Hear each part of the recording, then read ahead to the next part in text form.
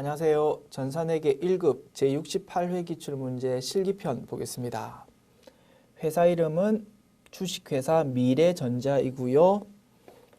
전자 부품을 제조하여 판매하는 회사랍니다. 자, 문제 풀어볼까요? 문제 1번 기초정보관리 문제입니다. 1번 문항 거래처별 초기 2월 자료를 검토해서 해당 메뉴와 틀린 금액이 있으면 수정하라는 문제입니다. 자, 메뉴 열어볼까요?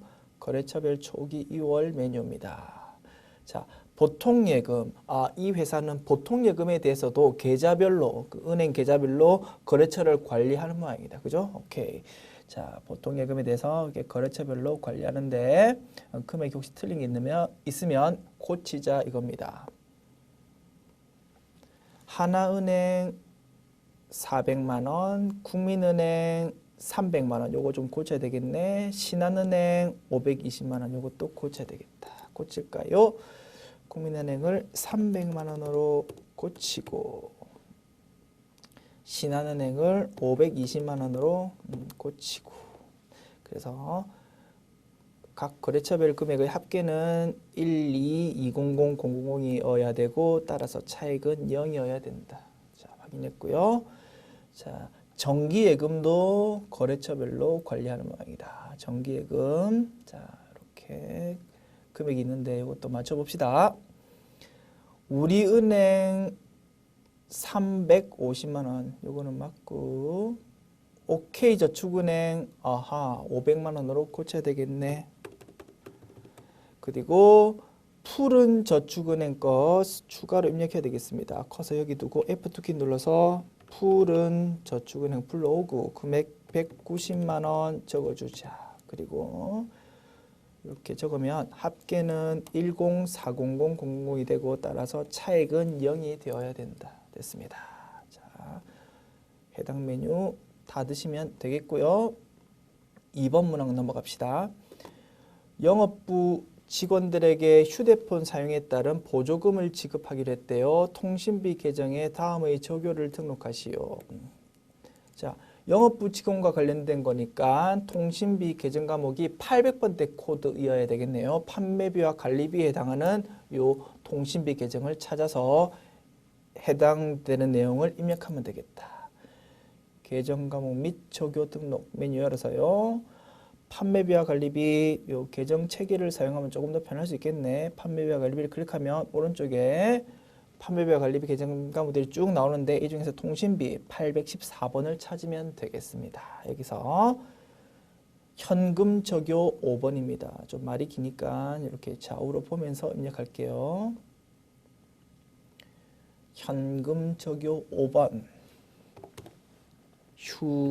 휴대폰 보조금 지급 이렇게 입력하면 되겠다. 메뉴 닫읍시다. 3번 문항입니다. 다음과 같이 계정 과목을 등록하시오. 이것 또한 계정 과목 및 적요 등록 메뉴를 사용하는 문제네. 자, 계정 과목 및 적요 등록 메뉴 열어서 커서를 여기 두고 자, 코드 번호 230으로 입력하라고 되어 있네요. 여기 커서를 두고 230 이렇게 입력해버리면 커서가 230 코드의 위치로 딱 이동이 됩니다. 자, 현재 사용자 설정 계정 과목으로 되어 있는데 이거를 이름을 뭘로 고치라고요? 저작권이라는 걸로 고치래. 여기 저작권 이렇게 고쳐주고 성격은 뭐라고? 일반으로 하면 된다고. 일반 이렇게 선택하면 요거 세 개만 딱 제시되어 있죠? 제시되어 있는 거 모두 입력 다 한 것이다. 자, 메뉴 닫읍시다. 이렇게 하면 문제 1번 세 개 문항 풀어보았고요. 문제 2번 일반 점표 입력 문제 넘어가 봅시다. 이번에는 어떤 문제들이 출제되었을까? 1번 문항입니다. 7월 25일 날 직원 엄성철과 백도성한테 지급한 7월분 급여가 다음의 급여 명세서와 같답니다. 공제 후 차감 지급에 대해서 회사는 보통예금으로 이체해 주었대요. 우리 많이 연습했던 거죠. 급여 지급하는 과정에서 법에 따라서 일정 부분을 원천 징수하고 그 부분은 예수금 계정 과목으로 처리한다 이겁니다. 다만 특이한 점이 있다면 이번에는 직원이 두 사람이래. 한 사람은 생산부 직원이고 한 사람은 영업부 직원이래. 그러면 급여에 대해서 생산부 직원은 500번대 코드의 임금 계정 과목 쓰면 되고요. 영업부 직원은 800번대 코드의 급여 계정 과목 쓰면 되겠지. 그것만 특이하면 조금 특이하겠다. 그리고 예수금은 똑같습니다. 생산부 직원이든 영업부 직원이든 법에 따라서 원천수는 해야 된다. 겁니다. 원천수 3부분은 자, 생산부 직원에 대해서는 요만큼 원천수 했고요. 영업부 직원은 요만큼 원천수 했는데 요거 두 개 합해가지고 예수금 계정 과목으로 대변에 기록하면 되겠지. 그리고 보통 예금으로 지급된 금액은 요거 두 개 합해가지고 그냥 대변에 기록하면 되겠다. 순서 끝났습니다. 입력할게요. 자, 일반 전표 입력 메뉴 열어서요. 7월 25일 이렇게 일자 기입하고 차변에 자 생산부 엄성철 먼저 기록합시다. 임금 계정 과목 불러오고요. 코드 번호 500번대 코드지. 그리고 차변 금액 얼마입니까? 월급 자체는 얼마라고요? 180만 원이라고. 일단 비용 180만 원 기록해야 될 거 아닙니까? 그리고 차변에 이번에는 800번대 코드의 급여를 불러오자. 급여 801번 이렇게 불러오고 월급 얼마라고요? 1420000 1420000 이렇게 적어주고 대변에 예수금 인식하면 되겠지. 예수금은 두 사람 거 합해가지고 그냥 인식하면 되겠다. 얼마입니까? 계산해봐야 되겠네. 158840 플러스 117400 158840 플러스 117400 276240 나옵니다. 276240 됐죠. 그리고 나머지 금액은 뭘로? 보통 예금으로 줬다고.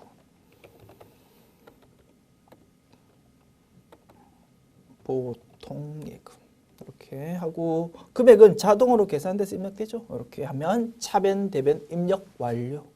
우리 검사하는 기분으로 요 2943760이 맞는지 한번 확인해 볼까요? 1641760이랑 1302600이 두 개 합하면 2943760이 나와야 되겠다. 확인해 보겠습니다.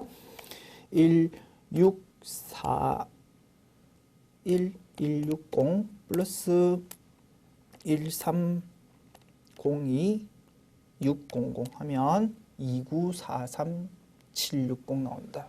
맞죠? 이렇게 분석하고 확인까지 해보았다. 그래서 우리 지금까지 예수금 문제가 많이 출제됐는데 조금 변형해가지고 출제된 문제고 좋은 문제라고 생각이 됩니다. 그래서 한번 출제됐으니까 또 이런 스타일 출제될 것 같거든요. 한번 별표 쳐두시고 연습을 좀 충분히 해두셨으면 조금 더 좋겠습니다. 됐습니다. 다음 문제 넘어갈게요. 자, 그리고 우리 생산부 직원들한테 급여 주는 거는 우리 임금 계정 과목으로 열심히 공부했었는데 조회를 해보면 500번대 코드의 급여라는 것도 조회가 된대요. 그래서 그걸로 입력해도 정답으로 인정은 되었답니다. 이 문제. 우리는 그냥 연습한 대로 이렇게 임금 500번대로 이렇게 입력하면 되겠지. 됐죠? 자, 다음 문제요. 2번 문항입니다. 7월 29일 제품 매출 거래처인 주식회사 한국전자에 대한 외상 매출금 1250000원이 약정기일보다 빠르게 회수되어서 2% 할인해주고 잔액을 보통 예금으로 받았답니다. 이거 뭡니까? 대금을 약정에 따라서 빨리 받는 바람에 조금 깎아주는 것 매출 할인이죠. 그렇게 처리하면 되겠다. 대변에는 외상 매출금 적어주고 차변에는 보통 예금 들어올 건데 그 와중에 2% 좀 작게 들어온다 겁니다. 이 2% 부분은 매출 할인으로 기록을 하면 되겠다. 매출 할인 검색해 보면 똑같은 이름의 코드 번호가 여러 개 검색되는데 그 중에서 제품 매출에 대한 매출 할인 코드를 제대로 끌고 와야 되겠지. 분석 끝났습니다. 입력합시다. 7월 29일 일단 대변의 외상 매출금이 이제 없어집니다. 회수되는 거니까 외상 매출금 거래처는 어디라고요? 한국전자 주식회사 금액은 그새 까먹었다. 1250000 1250000 그리고 차변에 매출 할인 먼저 기록해 주자. 매출 할인 코드 번호 여러 개 중에서 뭐 제품 매출에 대한 매출 할인 요거를 딱 끌고 오고요. 금액은 1250만 원의 2%니까 1250000 곱하기 0.02 하면 25만 원 나옵니다. 250000. 나머지 금액은 이제 보통 예금으로 들어왔다고 했으니까 보통 예금 기록하면 되겠지. 이렇게 하면 플러그로서 자동으로 딱 계산돼서 입력된다. 이렇게 하면 차변 대변 입력 완료. 3번 문항입니다.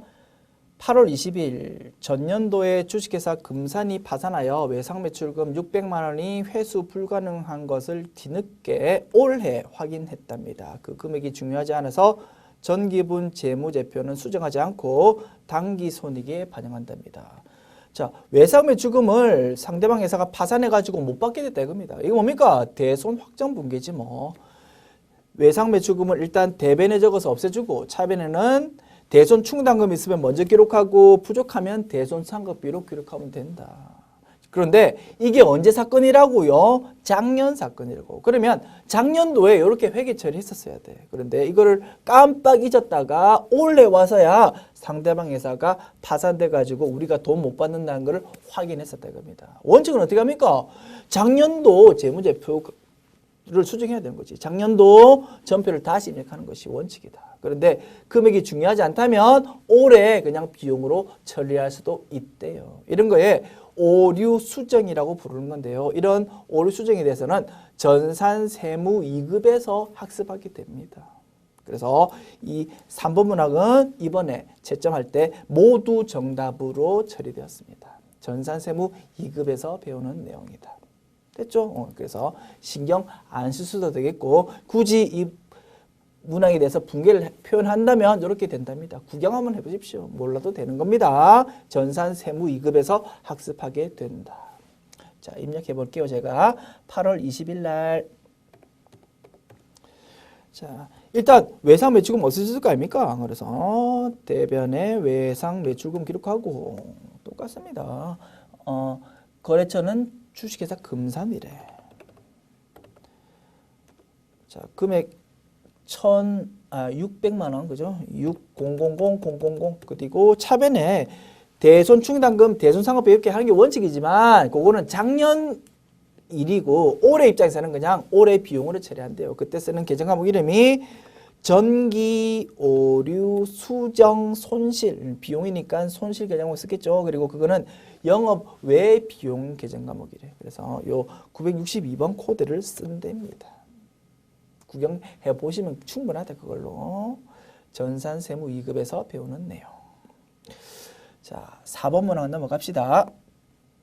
9월 1일 주식회사 일신기업에서 매출 대금으로 받아 보관 중인 약소거금 200만 원이 만기가 도래하여 기업은행에 추심 의뢰한 바 추심 수수료 3만 원을 차감한 금액이 당점 기업은행 보통예금 통장에 입금되었다라고 돼 있네요. 그죠? 그러면 어음을 우리가 가지고 있었는데 만기가 돼가지고 이제 돈으로 받으면 된다 이겁니다. 그런데 우리가 직접 받기 번거로우니까 은행에 좀 받아주세요라고 맡겼다는 거죠. 그러면 수수료가 조금 생기겠죠. 그 부분이 3만 원이었대요. 그래서 200만 원 중에서 3만 원 빼고 나머지 금액만 보통 예금으로 받았다는 것이지. 분석 끝났습니다. 자, 입력합시다. 9월 1일 대변에 받을 어음이라는 자산이 감소하겠죠. 거래처는 일신기업. 금액은 2000000. 차변에는 수수료 비용 인식하면 됩니다. 코드 번호는 800번대 코드라고 했었죠. 판매비와 관리비. 금액은 3만 원입니다. 30000. 어음 만기에 대한 붕괴 우리가 많이 연습했었다 그죠? 핵심 키워드는 추심 수수료. 그거는 수수료 비용 800번대 코드로 처리합니다. 그게 핵심. 자, 나머지 금액은 뭘로 들어왔다고? 보통 예금으로 들어왔다고. 금액은 자동으로 계산돼서 입력된다. 이렇게 하면 차변 대변 입력 완료.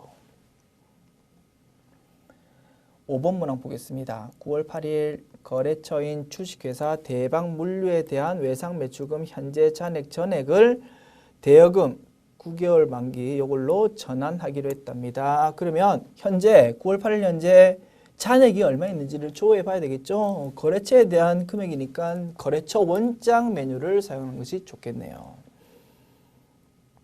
자, 거래처 원장 메뉴를 열어서 날짜는 언제 현재로고요?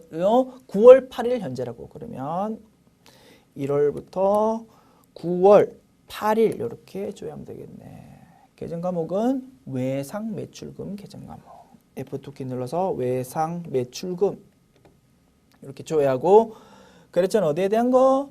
대박물류래. F2키 눌러서 대박물류 1009네. 요 거래처에 대해서 한번 조회해 보겠습니다. 잔액이 얼마? 11500000이래. 더블 클릭하면 자세한 내용까지 볼 수 있습니다.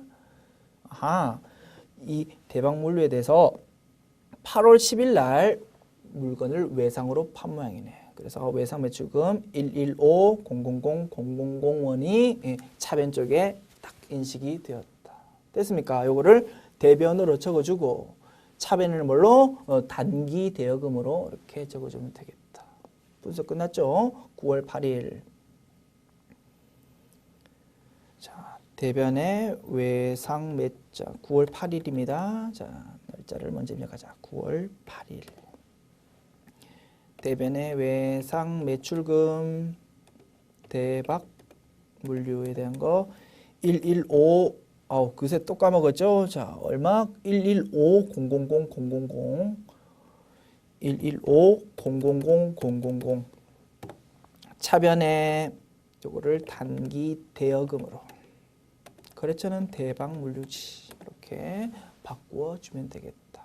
차변 대변 입력 완료. 자, 그러면 거래처 원장 메뉴는 이제 정신사나움 오니까 메뉴 딱 닫으시고 깨끗한 마음으로 다음 문항 넘어갑시다. 6번 문항 9월 9일 판매장의 화재와 도난에 대비하기 위하여 화재 손해보험에 가입하고 1년분 보험료 48만 원을 보통예금 계좌로 지급했답니다. 모두 비용 계정 과목으로 처리하래. 대변에 보통예금 48만 원 적으면 차변에는 전부 다 비용으로 처리하라고 했으니까 보험료라는 계정 과목으로 48만 원 기록하면 되겠지. 그리고 요거 생산과 관련됐다는 언급 없죠? 판매장이라고 돼 있으니까 코드 번호는 800번대 코드로 처리하면 되겠다. 9월 9일입니다. 자, 대변의 보통예금 48만 원. 그리고 요거는 차변의 보험료라는 계정 과목으로 처리하면 되겠다. 코드 번호 800번대 코드. 입력 완료. 자, 지금까지 문제 2번 풀어봤고요. 이제 메뉴 닫읍시다. 문제 3번 메인 매출 전표 입력 문제입니다. 1번 문항 8월 25일 엑스코 주식회사에 공급했던 제품 A 중 일부가 품질에 문제가 있어서 반품이 되었답니다. 대금은 외상 매출금 계정과 상계하여 처리하기로 했답니다. 공급했다가 불량이 있어서 반품받았다. 매출 환입이지. 그 부분에 대해서 마이너스 세금 계산서를 끊는 것이다. 됐죠? 분석 끝났다. 유형은 뭡니까? 부가세 유형은 마이너스 금액이지만 어쨌든 판매에 대해서 전자세금 계산서 발급한 거니까 11번 과세 유형을 쓰면 될 것이고 금액만 좀 마이너스로 적어주면 되겠다. 그리고 품목 수량 단가에 대해서는 일반적으로 입력 안 하지만 세금 계산서 같은 경우에는 품목 수량 단가라는 란이 있으니까 여기 적혀 있는 게 있으면 적어주는 것이 좋겠다라고 했습니다. 자, 분석 끝났고요. 입력합시다. 자, 우리가 주식회사 미래전자인데 공급자지, 그지? 그러니까 당연히 11번 과세가 되는 게 맞다. 자, 메인 매출 전표 입력 메뉴 열어서 8월 25일 적고 유형은 10일 과세. 품목 뭐라고 돼 있나? 제품 A라고 돼 있네. 제품 A. A 이렇게 적어주고 수량 단가는 공란이죠. 오케이. 공급가액은 마이너스 800만 원 적어주고 마이너스 800000. 자, 부가세 마이너스 80만 원. 자, 거래처는 엑스포죠. 엑스포 X코네, X코. 이렇게 적어주고, 전자 여부, 여. 분계는요, 자, 제품 매출 대변에 적어주되 마이너스로 적어주고요. 자, 차변에는 뭘로? 외상 매출금과 상기한다고 했으니까 차변에 외상 매출금 이렇게 적어주고 대신 금액은 마이너스 이렇게 처리하면 되겠다. 이렇게 하면 상단, 하단 입력 완료. 2번 문항 봅시다. 9월 25일 영업부 업무용 승용차 1997cc의 주유비 66,000원 공급 대가래요. 요거를 일반 과세자인 미래주유소에서 현금으로 결제하고 전자세금 계산서를 수령했답니다. 자, 기름 넣고 세금 계산서 받았다 이거죠. 거기 세금 계산서에 공급가액 6만원, 부가가치세 6,000원 이렇게 적혀 있다 이겁니다. 거기 있는 6,000원이라는 부가가치세 공제받을 수 있습니까? 못 받죠. 이거 단골 메뉴죠. 우리 회사는 택시 회사 아니면 자동차 만드는 회사 아닙니다. 그죠? 일반 과세 사업자인데 승용차를 가지고 있대. 그리고 요거 1000cc 이하의 경차가 아니래. 자, 이런 차를 우리는 비영업용 소형 승용차라고 부르고 이와 관련된 기름값 등의 모든 비용들은 매입세 부공제된다라고 했었습니다.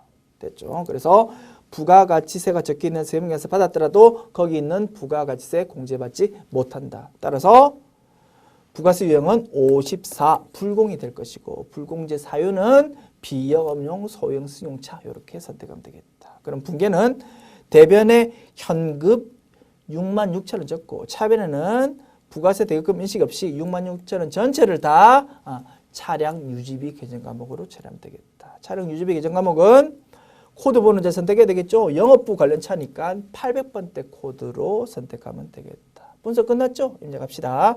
9월 25일입니다. 유형은 54 불공이고 공급가액은 6만원 적으면 되겠죠. 60000 부가세는 6,000원. 공급처명은 주유소죠. 미래주유소. 전자여부, 자, 전자세금계산서 받았네. 오케이. 여 이렇게 적으면 되겠고 불공제 사유는 비영업용 소형 승용차 3번 이렇게 선택하자. 분계는요. 차변에 차량 유지비 이렇게 적어주면 되겠고 코드 번호는 800번대 코드였다. 그리고 대변에는 현금으로 결제했다고 했죠. 현금 이렇게 적어주면 차변 대변 입력 완료. 다시 한번 강조한다. 불공이기 때문에 차변에 부가세 대급금이라는 게 나타나지 않고 66,000원 전체가 다 비용 계정 과목으로 처리된다. 자, 입력 완료. 3번 문항 9월 30일 일본의 야마모토 상사에 제품 B를 30만 엔에 직접 수출하고 대금은 외상으로 하였다. 선적일 9월 30일의 환율은 100엔당 1,000원이다. 이렇게 돼 있네요. 부가세 유형은 뭡니까? 직접 수출한 거니까 16 수출하면 되겠고요. 자, 공급가액에 해당하는 과세표준 금액을 어떻게 계산합니까? 100엔당 1,000원이니까 선적일 환율, 요 선적일이 공급 시기다. 그죠? 자, 선적일의 기준 환율 요거를 가지고 과세표준 구하면 되겠는데 100엔당 1,000원이니까 1엔당은 얼마? 10원 이렇게 환산할 수 있겠네. 그래서 엔화하고 우리 원화하고 비교할 때는 10 비슷한 숫자가 나오면 그거 우리가 맞게 계산한 거라고 했습니다. 됐죠? 그래서 자 1엔당 10원이니까 30만 엔을 원화로 환산하면 300만 원 이렇게 되겠네. 요게 자, 과세 표준이면서 매출로 인식해야 되는 금액이었다. 분석 끝났습니다. 입력합시다. 9월 30일 유형은 16 수출이고요. 공급가액은 3000 이렇게 적어주고 공급처명은 야마모토 그리고 영수율 구분은 직접 수출한 거니까 1번 선택하면 되겠고 분계는 대변에 제품 매출 맞고 차변에는 외상으로 했다고 했으니까 외상 매출금 이렇게 인식하면 상단 하단 입력 완료. 4번 문항 보겠습니다. 10월 5일 주식회사 경북상회에 제품을 판매하고 다음의 전자세금 계산서를 발급하였다. 대금은 9월 5일에 수령한 계약금을 제외하고 나머지는 동사가 발행한 약속금으로 받았다 이겁니다. 자, 부가수익은 뭡니까? 어렵지 않죠? 우리가 물건 팔고 세금계산서 발급했으니까 거기 부가세 적혀 있으니까 11과세 이렇게 선택하면 될 것이고, 분계는 대변의 매출, 차변에는 받을 적고, 다만 계약금 쪽으로 미리 받은 게 있으니까 그 부분은 대변의 선수금으로 적혀 있겠죠? 요거를 차변의 선수금으로 적어서 없애면 되는 것이지. 자, 분계 어렵지 않고 여기서 해야 될 거는 딱 하나, 조회를 해야 되겠다 이겁니다. 왜냐하면 계약금으로 선수금으로 기록되어 있는 금액이 얼마인지가 문제에서 안 나와 있으니까 9월 5일자로 조회를 해봐야지만 완벽하게 문제를 풀 수 있겠네. 자, 조회하는 방법 여러 가지가 있겠습니다만 저는 합계잔액 시산표를 한번 조회해 볼게요. 자, 날짜는 10월 5일자로 조회해 봅니다. 합계잔액 시산표 10월 5일자로 조회해 보자. 선수금 부채 쪽에 있겠죠. 자, 선수금이 여기 있네. 자, 더블 클릭하면 자세한 내용 볼 수 있습니다. 여러 번에 걸쳐서 선수금 계약금을 받았는데 그 중에서 9월 5일 날 경북 상회로부터 받은 게 우리가 필요한 정보다 이겁니다. 얼마 받았다고요? 더블 클릭하면 밑에 전표 내용까지 볼 수 있습니다. 현금으로 받았고 얼마? 300만 원을 선수금으로 받았다 이겁니다. 자, 대변에 있는 선수금 300만 원을 이제 차변으로 없애면 되겠지. 됐습니다. 분석 끝났고, 자, 이러한 300만 원은 전자세금 계산서에서도 확인할 수 있네.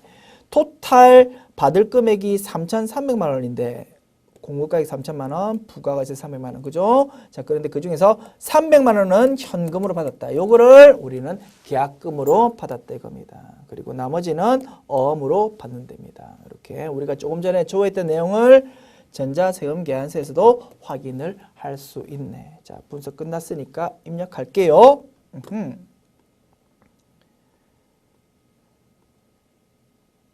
매일 매출 전표 입력해야 되는데 날짜는 10월 5일이었다. 10월 5일 유형은 11과세고, 자, 세금계산서에서 품목수령 단가라는 안에 뭔가 적혀 있으면 그거 적자고 있습니다. 전자제품이라고 적어주고, 공급가액은 3천만 원, 30,000,000, 그리고 거래처는 경북상회. 전자여부여. 분계는 대변의 제품 매출까지 맞고, 차변에 일단 대변에 있던 선수금을 먼저 차변에 적어서 없애줘야 될 것이고, 금액은 300만 원이었고 나머지는 받을 어음으로 기록을 하면 되겠다. 차변 대변 입력 완료. 그리고 상단 하단 모두 입력 완료. 됐죠? 자, 5번 문항 보겠습니다. 11월 26일 주식회사 알파컴퓨터로부터 비품인 업무용 노트북 2대를 550만 원 부가가세 포함입니다. 요거에 구입하고 법인카드인 국민카드로 결제했다. 신용카드 매입세 공제요건을 모두 충족한다고 되어 있네요. 자, 신용카드로 결제하고 신용카드 매출 전표를 받았다 이겁니다. 거기에 부가가치세가 적혀 있는데 이거 공제 못 받을 이유가 전혀 없죠. 매입세 불공제 사유에 전혀 해당 사항 없다 이겁니다. 자, 그때는 유형 뭘로 선택합니까? 카과로 선택하죠. 매입 유형에서 카과를 부가세 유형으로 선택하면 되겠다. 번호는 57번이 되겠죠. 그리고 회계처는 어떻게 됩니까? 대변에 주된 영업활동 아니면서 물건 샀고요. 그죠? 유형자산 사는 거는 주된 영업활동 아니다. 그죠? 상품을 사거나 원재를 사는 게 주된 영업활동이다. 그렇기 때문에 대변에는 미지급금 계정 과목 처리하면 되고, 거래처는 요 가게인 알파컴퓨터로 하는 게 아니고 카드사, 국민카드 요거를 미지급금의 거래처로 한다. 차변에는 계정 과목 비품이라고 기록하면 되겠죠. 그래서 상단 하단 분석이 모두 끝났고요. 자, 요거를 입력을 한번 해보겠습니다. 11월 26일. 자, 유형은 57 카과 하면 되겠고, 공급가액 신용카드 거래나 현금 영수증 거래의 경우에는 공급가액란에다가 부가가치세 포함되어 있는 금액을 딱 입력해 버리면 자동으로 공급가액과 부가가치가 쫙 갈라진다고 했습니다. 여기 공급가액란에다가 부가가치세 포함되어 있는 금액 550만 원을 입력하자. 5500 550000 이렇게 입력하고 엔터키 누르면 500만 원과 50만 원으로 쫙 갈라지더라. 자, 상단에 있는 거래처는 어디를 입력해야 됩니까? 우리한테 신용카드 매출점표를 발급해 준 사람을 적어야 되겠죠? 누가 우리한테 줬습니까? 주식회사 알파컴퓨터가 줬다고. 그래서 상단의 거래처는 알파컴퓨터를 기록해 줘야 될 것이고, 자, 분계는요, 자, 혼합 이렇게 하고, 신용카드사 적어줍시다. 신용카드사는 어디라고요? 국민카드라고. 국민카드 이렇게 신용카드사 적어주고, 자, 하단 분계합시다. 차변은 뭐로 처리하면 됩니까? 비품으로 처리하면 될 것이고, 대변에는 미지급금 처리하면 될 것이고, 미지급금의 거래처는 강조드렸습니다. 알파컴퓨터가 아니고 카드사로 입력해야 된다. 무슨 카드? 국민카드. 요거를 미지급금의 거래처로 입력하자. 이렇게 하면 상단 하단 입력 완료.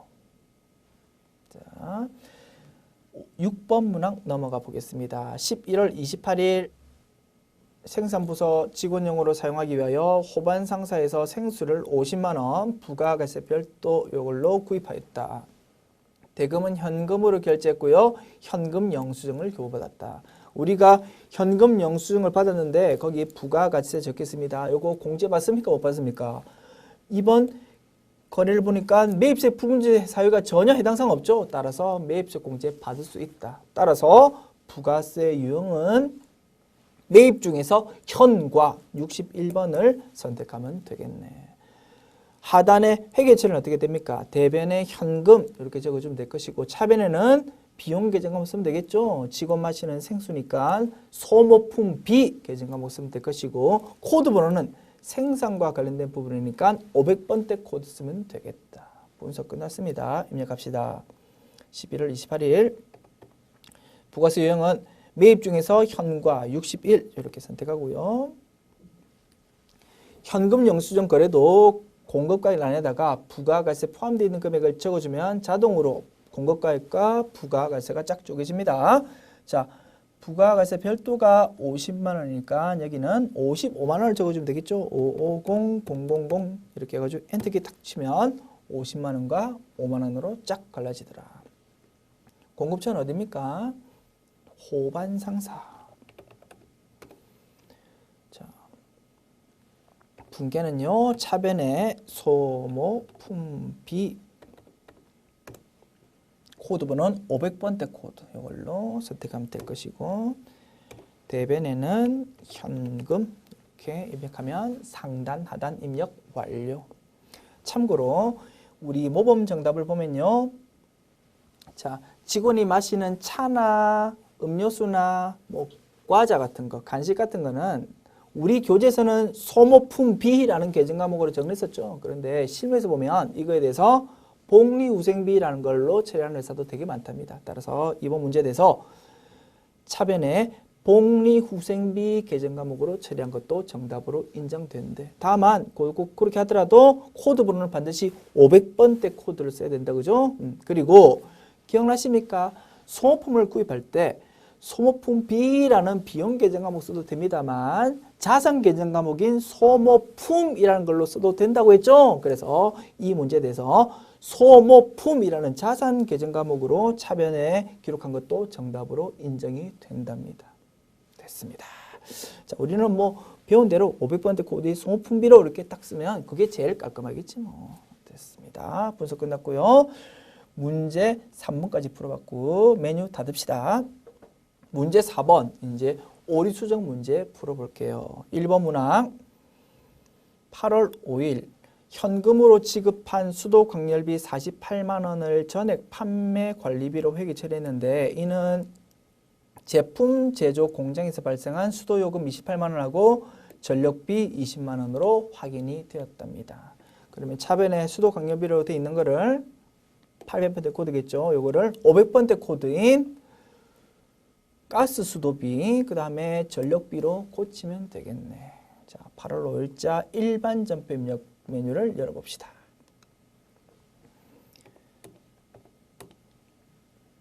차변에 있는 수도 강렬비를 500번대의 가스 수도료로 고치고 금액도 고쳐야 되겠네. 금액은 28만 원. 그리고 뭐 아래쪽에 차변 적어도 됩니다만 저는 그냥 전표 삽입 기능 이용해서 사이에 끼워 넣어 볼게요. 차변 이번에는 전력비입니다. 코드 번호 500번대 코드. 그리고 금액은 20만 원입니다. 이렇게 하면 차변, 대변, 수정이 모두 완료. 2번 문항 9월 10일 매장 건물 외벽의 유리를 모두 강화 유리를 교체하면서 공사대금 500만 원 부가가세 별도래입니다. 요거를 주식회사 서울토건의 보통예금에서 이체 지급하고 전자세금 계산서를 수취했답니다. 본 공사는 자본적 지출에 해당하는데 우리 회사는 모르고 수익적 지출로 현재 회계 처리한 상태래요.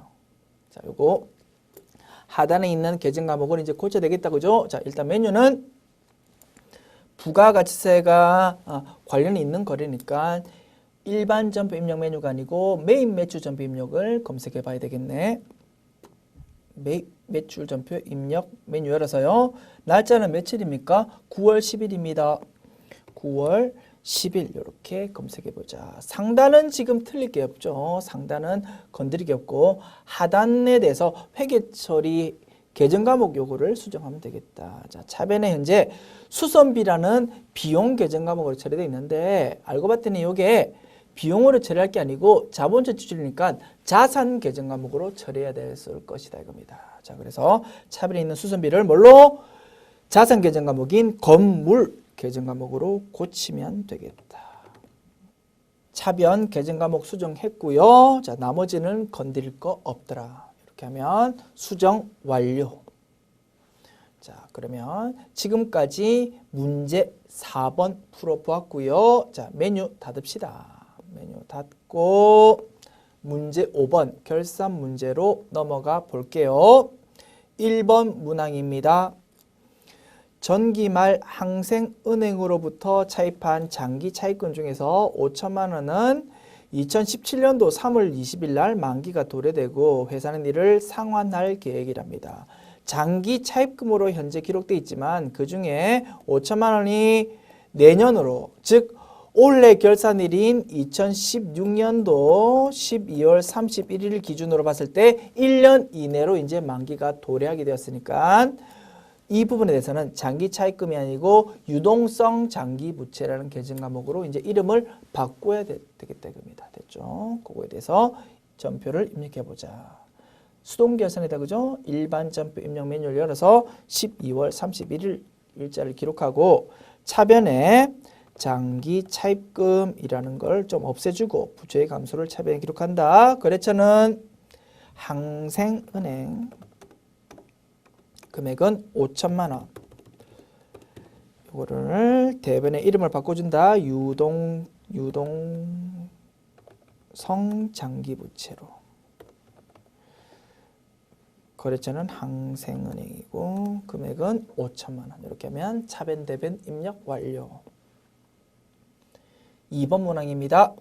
단기 영업용 차량 운반구의 감가상각비는 150만 원이고 영업부 비품의 감가상각비는 30만 원이다. 감가상각비 인식이죠. 자, 감가상각비 모두 영업 관련이니까 코드 번호는 800번대 코드가 되겠네. 물론 수동결산으로 차변 대변 입력해도 됩니다만 저는 결산자료 입력 메뉴 이용해서 자동결산으로 풀어보겠습니다. 결산자료 입력 메뉴 열고요. 1월부터 12월 이렇게 열어서 꼬르륵 소리 났지? 다시 할게.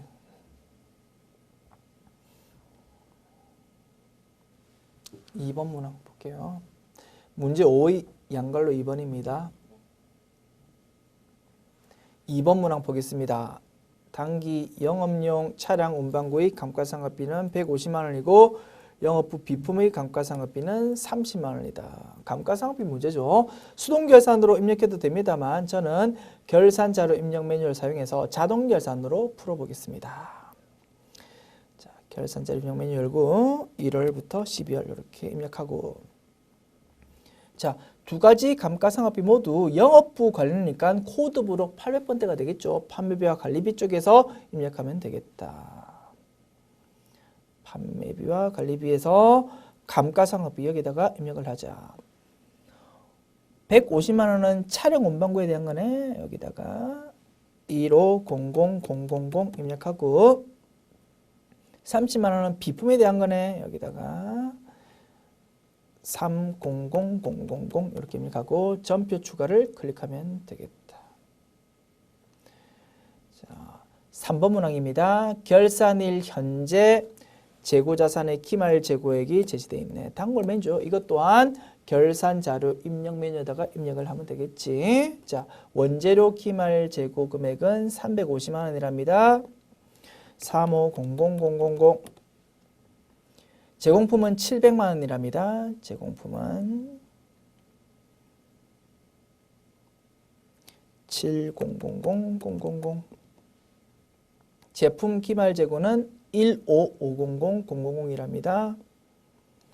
1550000 이렇게 입력하고 전표 추가를 클릭하면 되겠지. 우리가 문항 2번 풀 때 전표 추가를 이미 클릭했기 때문에 이런 보조 화면창이 나오죠. 요거 예라고 하면 되겠죠. 그러면 자, 애당초 2번 문항 풀고 전표 추가했을 때 생성되었던 전표들은 싹 없어지고요. 지금 현재 기준으로 자동 전표가 생성돼서 딱 덮어 써질 것이다. 됐습니다. 이렇게 입력 작업하면 모든 문항에 대한 입력이 완료되었다. 자, 문제 6번 볼게요. 주어의 문제입니다. 자, 그러면 지금 열려있는 메뉴들 전부 다 닫고 깨끗한 마음으로 이제 주어의 문제 풀어보겠습니다. 1번 문항. 2016년도 제1기 예정신고 기간의 차가금 납부할 부가가치세액은 얼마인가? 부가가치세 신고서 메뉴 열어보면 바로 알 수 있겠네. 자, 부가가치 탭을 열고요. 부가가치세 신고서 메뉴를 엽니다. 1기 예정이니까 1월부터 3월 이렇게 조회하면 될 것이고, 차가금 납부할 세액은 맨 아래쪽에 나와 있죠. 자, 납부세액은 여기 맨 아래쪽에 여기 조회할 수 있다. 답은 4,600만 원. 이렇게 하면 1번 문항 입력 완료. 잠깐만요. 조회 문제는 하나씩 이렇게 풀고 답을 맞춰봐야 되거든. 끊으면 돼.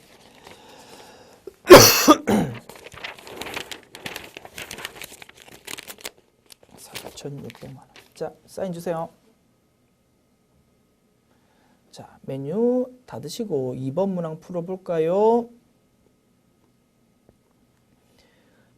상반기 1월부터 6월 중 제품 매출액이 가장 많은 달과 그 금액은 얼마인가? 가장 많은 달 찾는 거는 총계정 원장이 제일 편리했죠. 자, 총계정 원장으로 조회하고, 계정 과목은 제품 매출이라는 계정 과목으로 조회하면 되겠지.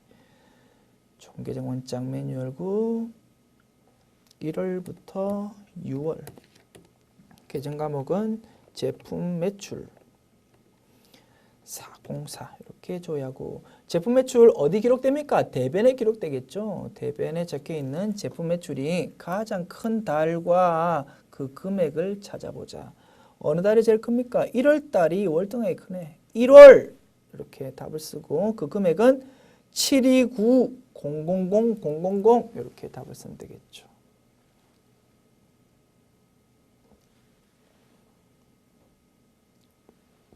사인 주세요. 이렇게 답을 확인해 봤고, 물론 더블 클릭하면 해당 상세 내용까지도 볼 수 있겠죠. 이렇게 하면 조금 더 자신감 있게 확인도 가능하다. 3번 문항 풀어보겠습니다. 자, 일단 총계정 원장 메뉴 연거는 닫읍시다. 깨끗한 마음으로. 마지막 3번 문항 풀어보겠습니다. 6월 30일 현재 기업은행의 단기 차입금 잔액은 얼마인가? 뭐 이것도 단골 메뉴죠. 자, 거래처에 대한 잔액을 묻고 있으니까 거래처 원장이 제일 편리하겠다. 자, 계정 과목은 단기 차입금 이렇게 조회해 보자. 거래처 원장 1월부터 6월까지 계정 과목은 단기 차입금. 거래처는 기업은행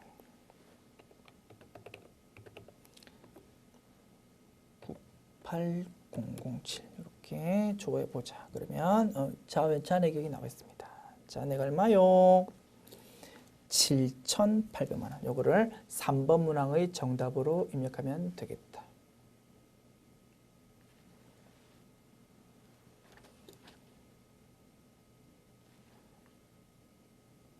자, 이렇게 정답 확인해 봤고, 물론 상세 내용 보려면 더블 클릭하면 상세 내용까지 볼 수 있습니다. 자, 다시 더블 클릭하면 점프 내용. 6월 10일에 이렇게 단기 차입금이 발생을 했구나. 이렇게 조회까지 가능하다. 자, 지금까지 제 68회 기출문제 풀어봤습니다. 어떻습니까? 물론 출제 범위 벗어난 문제가 하나 나와가지고 그거 모두 정답으로 처리되었지만 그 나머지 사항들은 전부 다 우리 교재에서 충분히 연습했던 사항에서 출제되었다는 거 확인할 수 있겠네요. 수고하셨습니다.